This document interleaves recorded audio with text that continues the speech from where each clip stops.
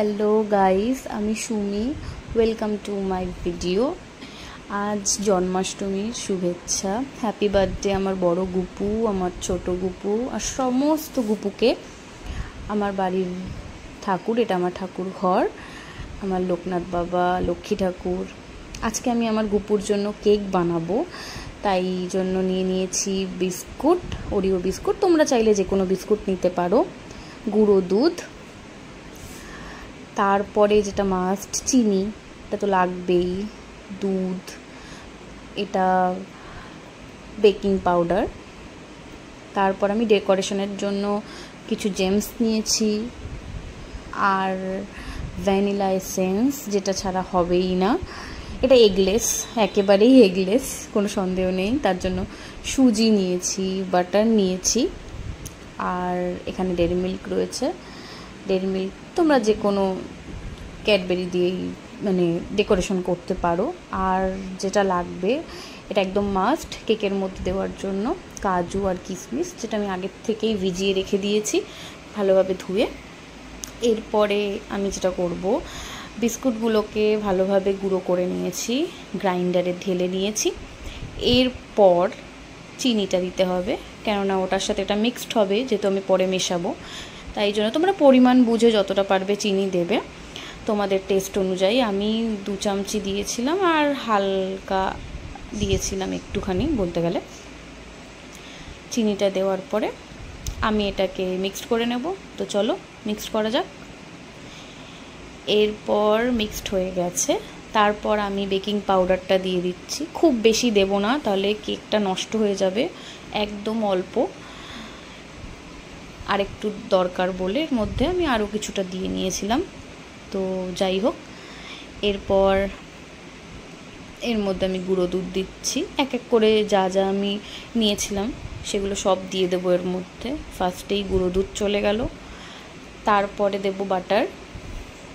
সব থেকে বড় কথা, আমি বাটারের জন্য চামচি পাচ্ছিলাম না হাতে, আর আমার কাছে কোনো স্ট্যান্ডও নেই যে আমি ফোনটাকে স্ট্যান্ড করে রাখবো আর এক এক করে জিনিস দেব, যার জন্য আমাকে এক হাতে ফোন ধরে আর এক হাতে সব কিছু দিতে হচ্ছিল, ম্যানেজ করতে হচ্ছিল।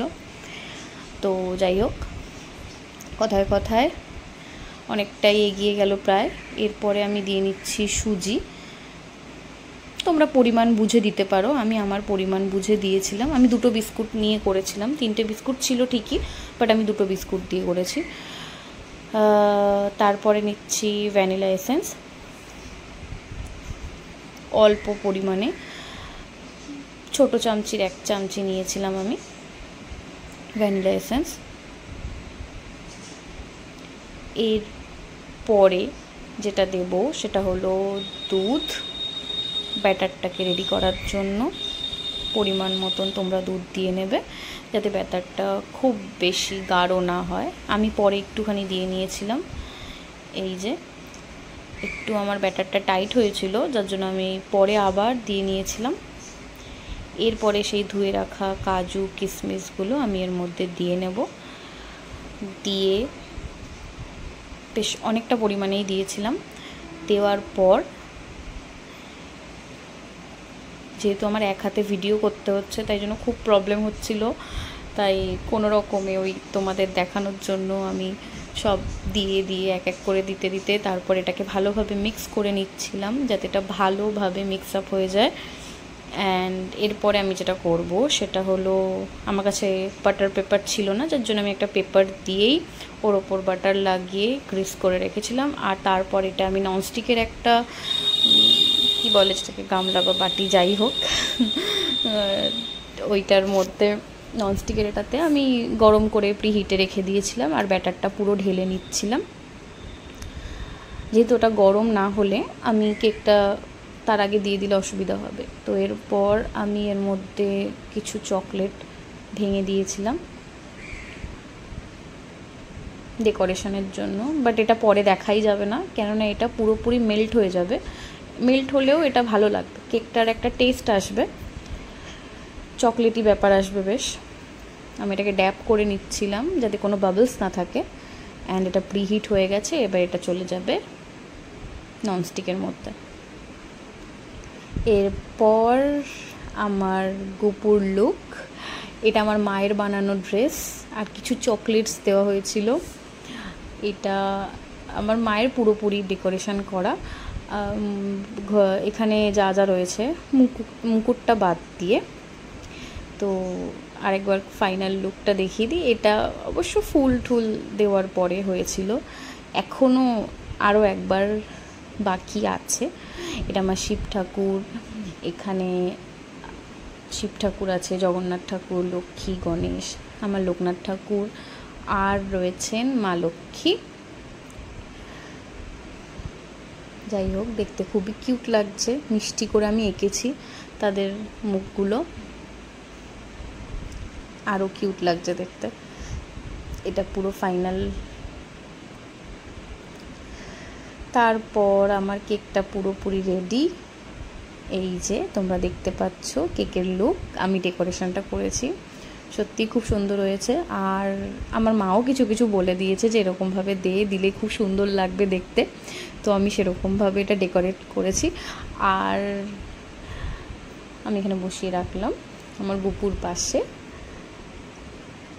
তুলসী পাতাটা মাস্ট, যেহেতু তুলসী পাতা কোনো খাবারে না দিলে গোপাল গ্রহণ করে না। আর দেখে নাও, এই দিকে আমার মা মালপোয়া ভাজছে, আরও অনেক কিছু কমপ্লিট হয়ে গেছে, তালের বড়া হয়ে গেছে, এই মালপোয়াটা হচ্ছে।